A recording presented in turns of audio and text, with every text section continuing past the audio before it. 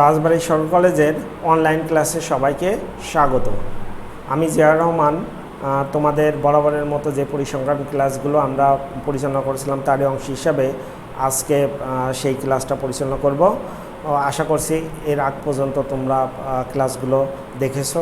যদি কেউ না দেখে থাকো অবশ্যই আমাদের ইউটিউব চ্যানেল থেকে সেই ক্লাসগুলো দেখে নেবা। যে ইউটিউব চ্যানেলটা অবশ্যই তোমাদের কাছে এখন পরিচিত হয়ে গেছে। আর যদি যাদের কাছে এখনও পরিচিত না, তোমরা প্রথম পেজ থেকে ইউটিউব চ্যানেলের যে লিঙ্কটা সেটা কিন্তু এখানে দেয়া আছে। তাহলে ঠিক আছে, আমরা আজকে যে বিষয়টা নিয়ে আলোচনা করব সেই জায়গাটায় আমরা চলে যাই। খেয়াল করে দেখো, আজকে আমরা যে দ্বিতীয় পত্র নিয়ে যেটা আলোচনা করছিলাম পরিসংখ্যানের প্রথম অধ্যায়ের অর্থাৎ সম্ভাবনা, যেটা একটা বড় অধ্যায়, সেটা আজকে আমরা দ্বিতীয় ক্লাসটা এখানে আলোচনা করব। তাহলে এখন আমরা সেই ক্লাসটায় চলে যাই। একটু খেয়াল করে দেখো, আজকে আমরা যেগুলো আলোচনা করব সেটা হচ্ছে প্রথমেই যেটা আছে আমার ফ্যাক্টরিয়াল বা গণিকের ধারণা। কারণ আমরা পরিসংখ্যানের একটা গুরুত্বপূর্ণ অংশ আছে, সেটা হচ্ছে তোমার গণিক বা ফ্যাক্টরিয়াল, বিন্যাস এবং সমাবেশ। তাহলে এই জায়গাগুলো দিয়ে কিন্তু আমরা সামনের সম্ভাবনা যে বিন্যাস, সেগুলোর ক্ষেত্রে খুবই আমার এগুলো কাজে লাগবে। সেই জায়গাগুলোকে আমরা একটু আজকে আলোচনা করব। তাহলে ঠিক আছে, আমরা প্রথমে গণিক বা ফ্যাক্টরিয়াল সেটাকে একটু দেখে নেই। খেয়াল করো, যদি আমার এন একটা পূর্ণ ধনাত্মক সংখ্যা হয়, অর্থাৎ সেটা একটা ধনাত্মক সংখ্যা, অবশ্যই ঋণাত্মক হওয়া যাবে না। যে সংখ্যাটা আমরা জানি এন থেকে 1 পর্যন্ত নিম্নক্রমে যদি সাজানো হয়, তাহলে সকল পূর্ণ সংখ্যার গুণফলকে আমরা এনের গুণিক বলি। অর্থাৎ এন থেকে 1 পর্যন্ত সাজালে যতগুলো নিম্নক্রমের মান পাওয়া যাবে, নিম্নক্রম মান বলতে আমরা কি, প্রথম মানটা যদি এন হয় তার নিচের মানটা কি n-1, যদি তার পরেরটা হয় তাহলে n-2, যদি তার পরেরটা হয় তাহলে n-3, তারপরেরটা হলে n-4। অর্থাৎ এন হচ্ছে আমার সর্বোচ্চ মান থেকে এক এক করে কমবে। আরও সহজ করে দিই, যদি আমার 10টা এনের মান হয় তাহলে এখানে আমার কি হবে, 10-এর মান হবে সর্বোচ্চ, তারপর কি 10-1 কত হয় 9, তারপর কি 10-2 কত হয় 8, তারপর 10-3 কত হয় 7। অর্থাৎ 10, 9, 7, 6, 5, 4 এভাবে কি 1 পর্যন্ত আমার মানটা চলে আসবে। তাহলে সেই ধরনের মানকে আমরা কি বলি, গণিক বা ফ্যাক্টরিয়াল। এখানে অবশ্যই মাথায় রাখবা, ফ্যাক্টরিয়ালের ক্ষেত্রে কখনো শূন্য আসবে না। এটা শূন্য যখন ফ্যাক্টরিয়াল হয়ে যায় তাহলে সেই শূন্য ফ্যাক্টরিয়াল মানটা কিন্তু তোমার 1, তাহলে সেই ক্ষেত্রে আমরা সেটা 1 হয়। তাহলে আমরা স্বাভাবিকভাবে একটা সংকেত কিন্তু ফ্যাক্টরিয়ালে ব্যবহার করি। খেয়াল করে, এই যে আমি দেখে রাখছি এখানে কি, এই যে এন ফ্যাক্টরিয়ালটা দেখো অনেকটা এল শেপ নিচের দিকে টেনে দেওয়া হয়েছে।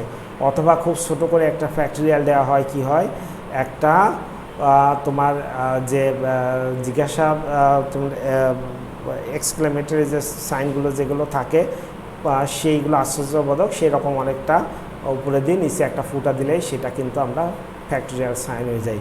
দুইভাবে ফ্যাক্টরিয়ালটা ব্যবহার করা হয়। এখানে দুই রকমের উদাহরণ রাখা হয়েছে, তোমরা এটা দেখতে পারবা।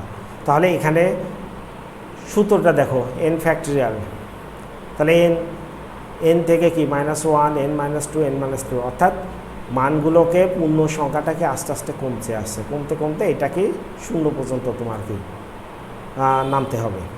তাহলে এখানে আমি যখন 5 ফ্যাক্টরিয়াল করব, 5, তারপর নিচেটা কি 5-1, 5-2, 5-4 পর্যন্ত আসবে।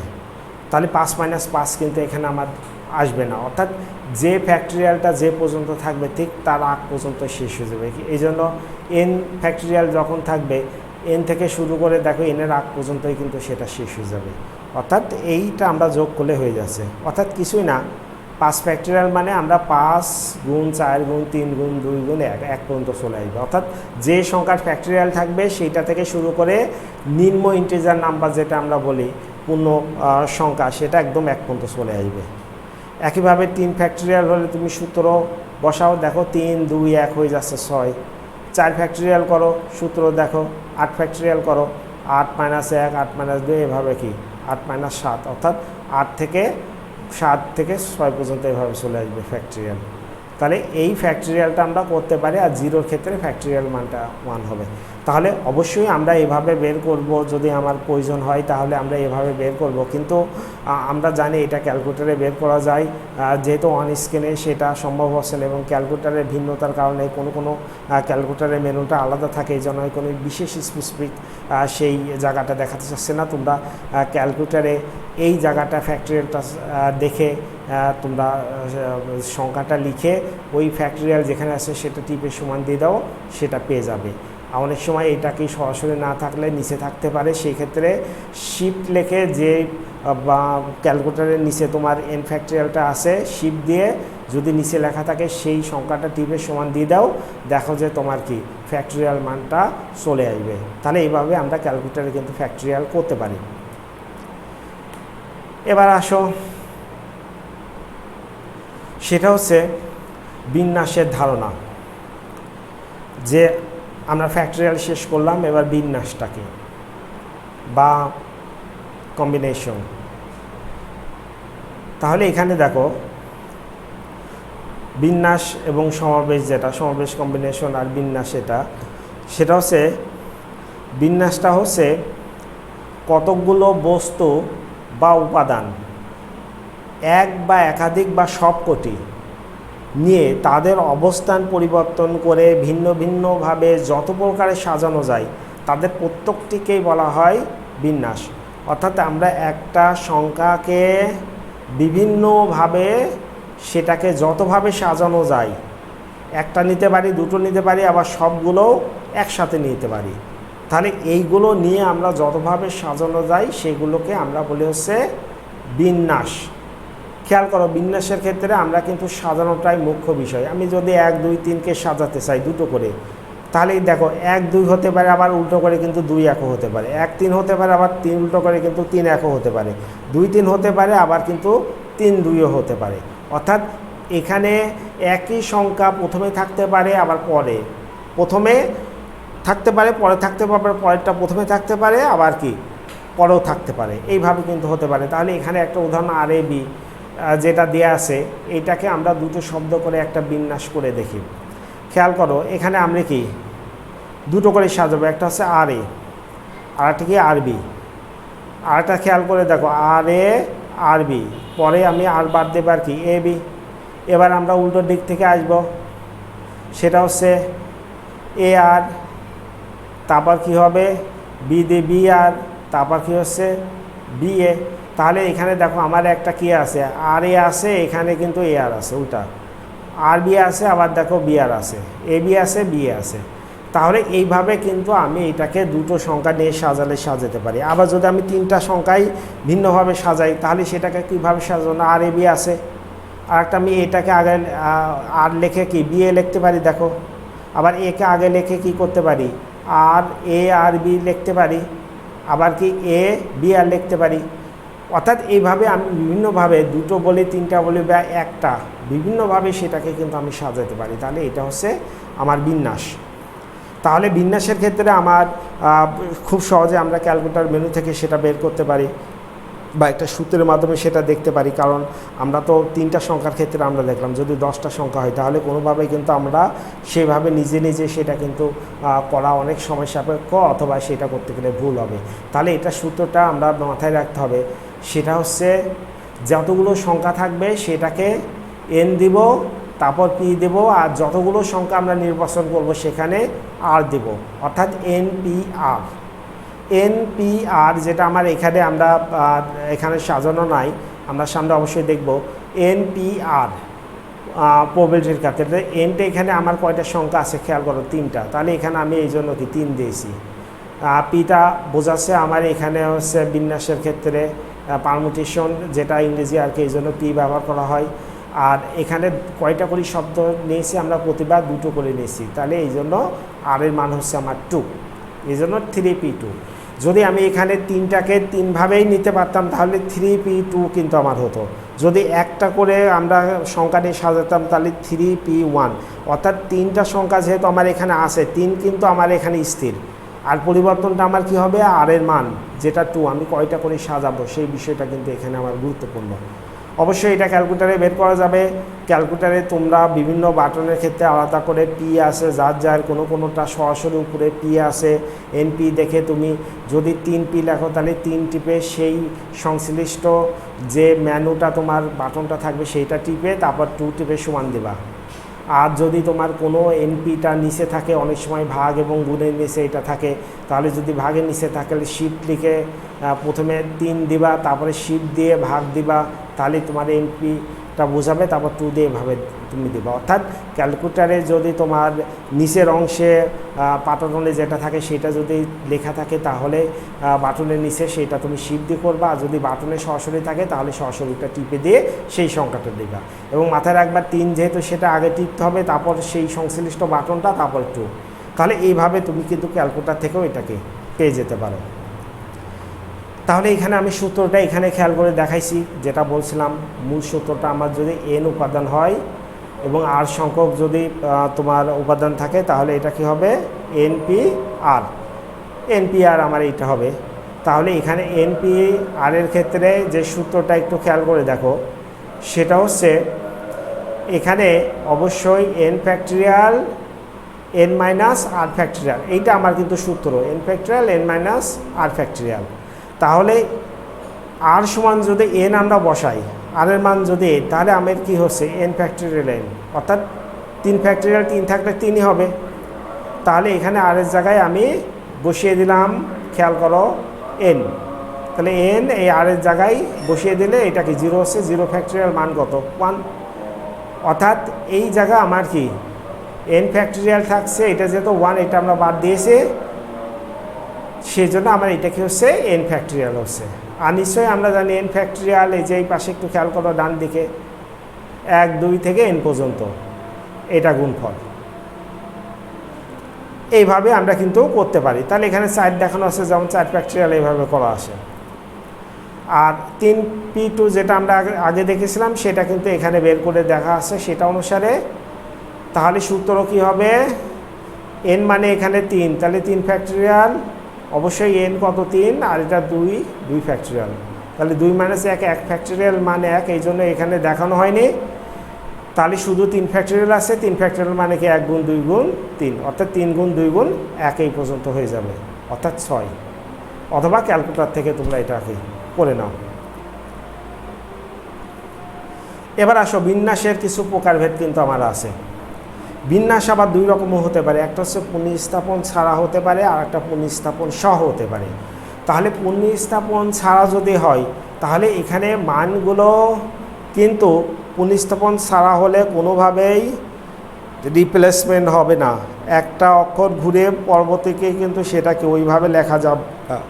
অর্থাৎ পুনঃস্থাপন ছাড়া বিন্যাসটা প্রত্যেকটাই কেবল একবারই ব্যবহার হবে, তার থেকে কোনোভাবেই বেশি ব্যবহার হবে না। তাহলে সেটাকে আমরা একটা ট্রি ডায়াগ্রাম অনুসারে দেখে থাকি। ট্রি ডায়াগ্রামটা হচ্ছে একটা মূল বিন্দু থাকে, সেখান থেকে অনেক শাখা প্রশাখা চলে গেলে সেটাকে আমরা ট্রি ডায়াগ্রাম বলি।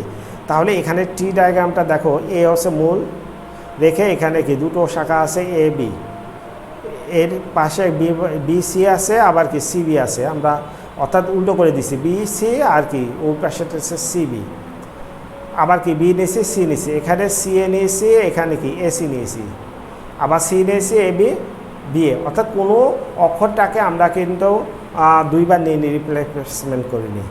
তাহলে এই ক্ষেত্রে কয়টা পুনঃস্থাপন যদি ছাড়া হয় তাহলে এখানে কি হবে, তুমি এইটা চিন্তা করো, এ বি, এই A B C, A C B, B C A, BCB, এইভাবে আমরা কিন্তু পুনঃস্থাপন ছাড়া 6টি করতে পারি।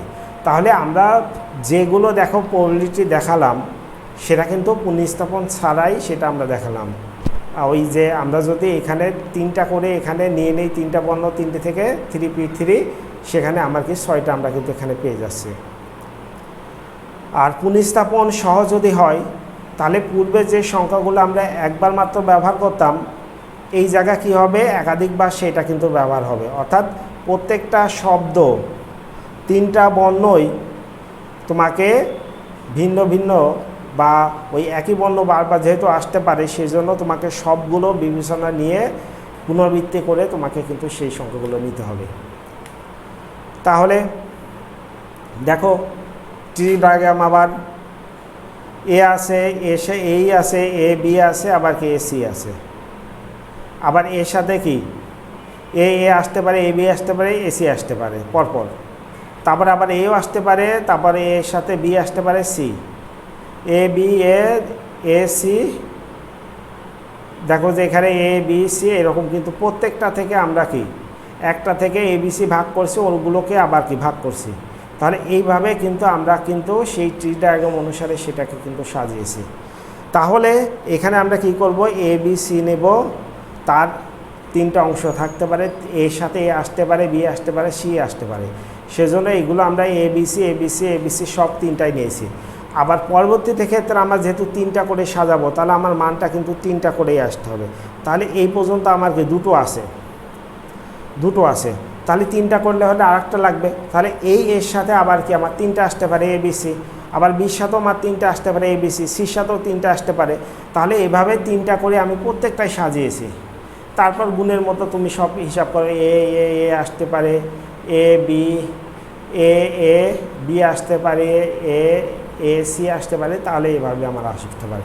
তাহলে এটা পুনঃস্থাপন করে এই সংখ্যাগুলো আমরা পেয়ে যাই। তাহলে আমরা কয়েকটা উদাহরণ দেখে নেই বিন্যাসের ক্ষেত্রে।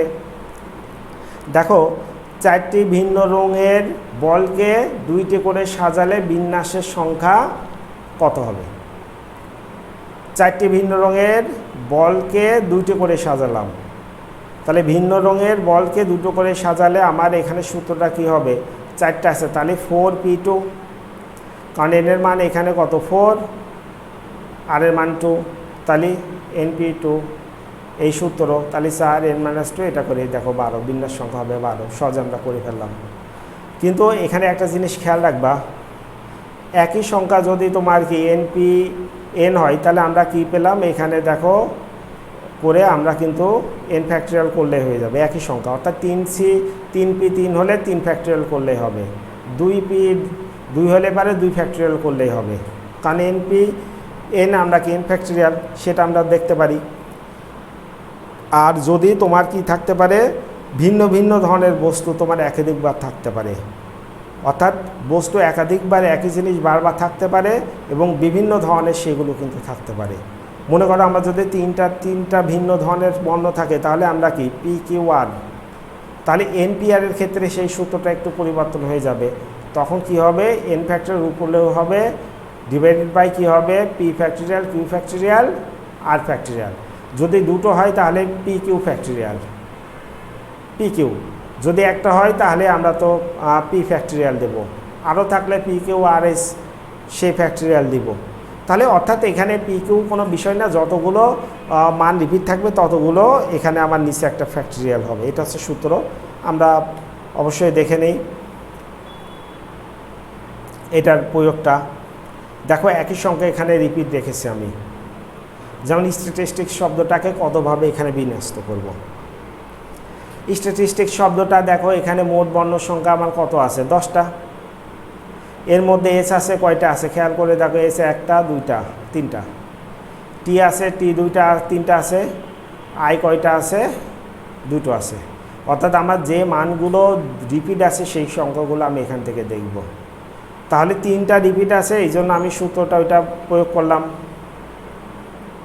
NPQR। তাহলে পি মানে প্রথম রিপিটটা কয়টা, 3টা, পরের রিপিটটা 3টা, পরের রিপিটটা কি 2টা। এটা এলোমেলো হলেও কোনো সমস্যা নেই। তারপরে তুমি ক্যালকুলেটারে করতে পারো, অথবা এখানে ভেঙে করা হয়েছে 10 ফ্যাক্টরিয়াল মানে 10 থেকে 1 পর্যন্ত গুণফল, 3 ফ্যাক্টরিয়াল মানে 3 থেকে 1 পর্যন্ত, আবার 3 থেকে 1 পর্যন্ত 2/2 গুণ 1। তাহলে যোগ দিয়ে গুণ দিয়ে ভাগ করে তুমি 50,400টা।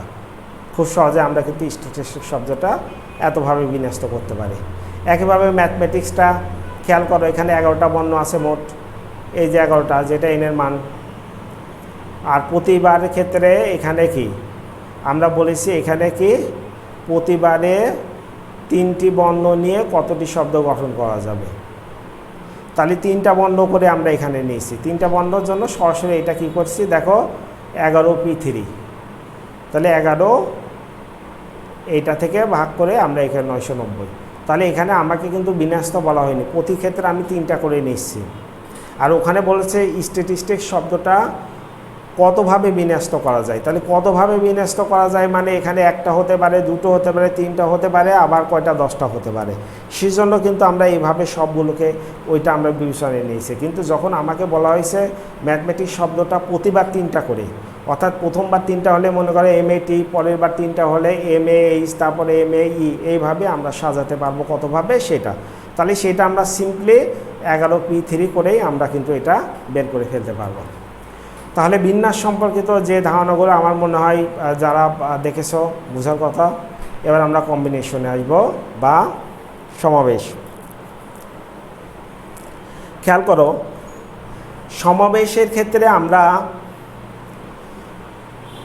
একটা নির্দিষ্ট সংখ্যক কতকগুলো বস্তু থেকে কয়েকটি করে একবার নিয়ে বা সবকটি একবারে নিয়ে কোনো রকম ক্রম বিবেচনা না করে যত প্রকারে এটা সাজানো যায় কিংবা যতগুলো সেট গঠন করা যায় তাদের প্রত্যেকটিকেই আমরা এক একটি সমাবেশ বলি। অর্থাৎ আমরা যতগুলো বর্ণ থাকবে সেগুলোকে একটা গুচ্ছ আকারে ভাগ করে যতভাবে এটাকে আমরা কি সাজাতে পারবো। অবশ্যই এখানে একটা নির্দিষ্ট ক্রমে থাকবে, কখনো এখানে রিপিট সংখ্যা আসবে না।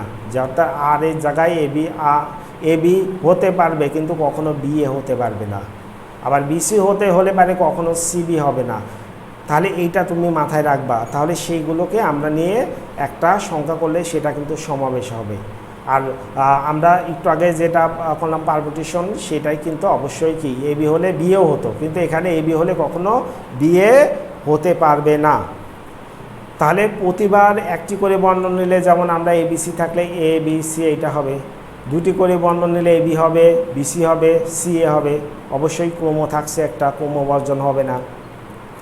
এর সূত্র আছে দেখো, এন যদি বস্তুর সংখ্যা হয়, প্রতিবার যদি আর সংখ্যক তথ্য তুমি নিয়ে থাকো, তাহলে সমাবেশ এখানে কত হচ্ছে NCR সূত্রটা, n ফ্যাক্টরিয়াল আর ফ্যাক্টরিয়াল n মাইনাস আর ফ্যাক্টরিয়াল, এইটা আমার সূত্র।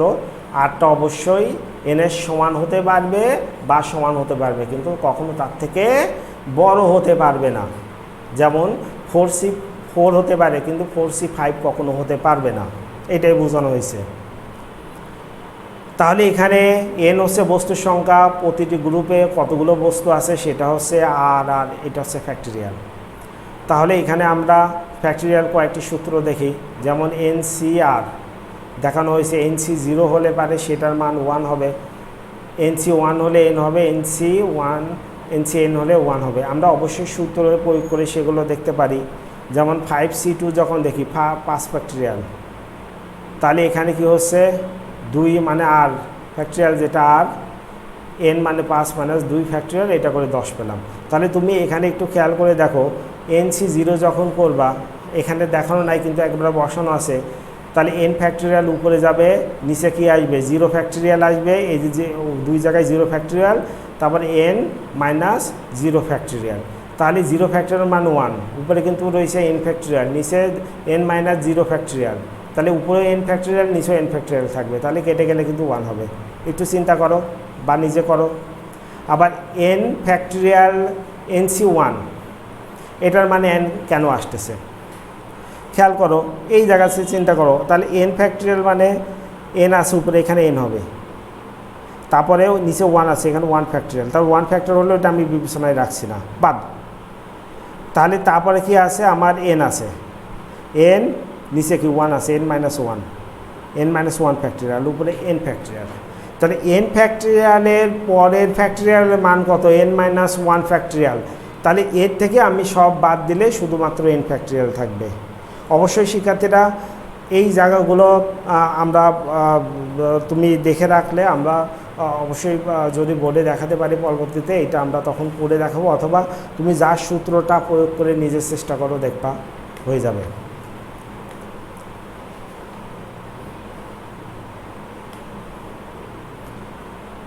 আমরা কিছু উদাহরণ হিসাবে সেটা দেখে নিই। যেমন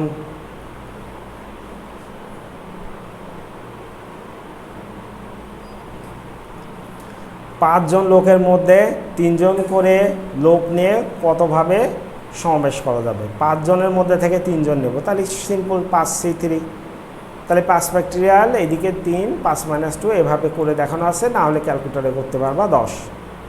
এই আই ও ইউ এই যে বর্ণগুলো আছে যেটা, সেগুলোকে দুটো করে আমরা সমাবেশ করব, তাহলে কি হবে 5C2 করে দেখো, এটাও কত 10 আসবে। তাহলে এভাবে আমরা সাজিয়ে ফেলব।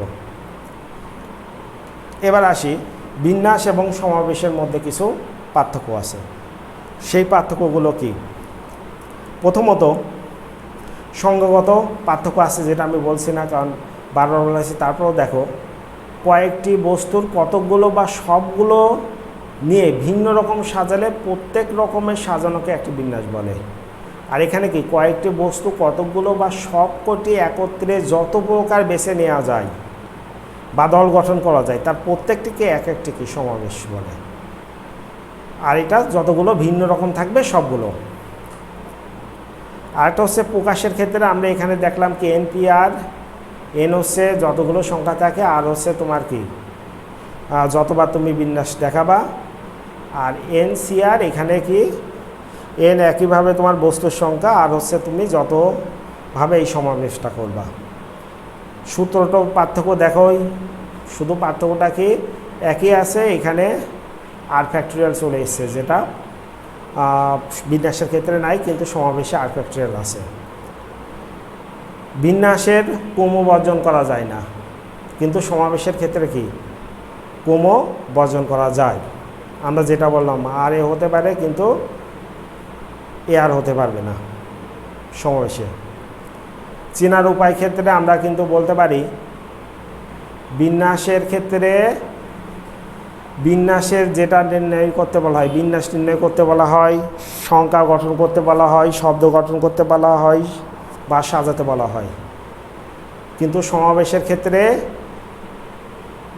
দল গঠন হতে পারে, কমিটি গঠন হতে পারে, বাছাইকরণ হতে পারে, এইভাবে কিন্তু আমরা কি সমাবেশ হতে পারে। তাহলে এই পার্থক্যগুলো কিন্তু আমার রয়েছে। দেখো, আমরা গতদিন মুদ্রা সম্পর্কিত যে সমস্যাগুলো দেখাচ্ছিলাম, সেটা আমরা তোমাদেরকে দেখিয়েছি কিভাবে গতদিন যে তুমি একটা নমুনা বিন্দু কিভাবে তৈরি করবা, নমুনা ক্ষেত্র, সেটা দেখেছি। এবং নমুনা ক্ষেত্র থেকে তোমরা মুদ্রার যে অঙ্কগুলো কীভাবে সলিউশন করা যায় সেগুলো দেখানো হয়েছে। আজকে অবশ্যই আমরা কি করব, সেইগুলোকে কম্বিনেশনের মাধ্যমে দেখানোর চেষ্টা করব। এবং মাথায় রাখবা যে আমরা 2, 3, 4টা মুদ্রা হলে হয়তো আমরা কি নমুনা বিন্দুতে করতে পারি, কিন্তু তার বেশি হলে আমাকে কম্বিনেশন আসতেই হবে। এই জন্য এটা হচ্ছে ইউনিক সিস্টেম, যেটা সবসময় হবে। তো সেই জায়গায় আমরা আবার অঙ্কে ফেরত আসলাম। একটা প্রথম সমস্যা যেটা দেখো দেয়া আছে, 3টে মুদ্রায় একবার নিক্ষেপ করা হলো, 2টি হেড, তারপর 3টি হেড, কোনো হেড বা হেড না পাওয়ার সম্ভাবনা। তাহলে এখানে দেখো, যখন আমরা সমাধান করব, কি করব, একটি মুদ্রার 2টো পিঠ আছে, হেড, টেল। তাহলে আমরা যখন 3টি মুদ্রা নিক্ষেপ করব, নিশ্চয়ই মনে আছে নমুনা বিন্দু আমরা বের করব, কী ছিল,